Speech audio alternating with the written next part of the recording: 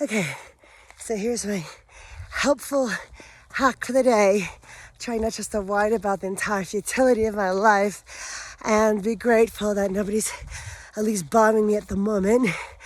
At least I have a tip for everybody, all you hikers and campers out there. So you may notice I'm always wearing the same shitty old men's shirt when I hike. It's because it's covered in bug spray. And you don't want to wash it because then you have bug spray in your laundry. And you just want to keep it on your clothes. So I learned this from a mountain biker, that if you wear the same clothes and you go hiking, you keep them really dirty, cover them with bug spray, and keep them dirty. It helps keep the bugs away because bugs like clean clothes. I guess it's like when my kid was in preschool, it was like there's lice that like, oh God, went all over preschool and the parents were in denial.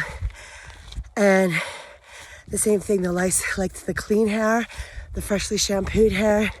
That's like the hair that the lice like the most. Whereas like the greasy hair, if you put olive oil in it or hair gel in the kids' hair, then it would actually suffocate the lice and they would die. So cleanliness is great. I do promote cleanliness and hygiene, but not when it comes to bugs.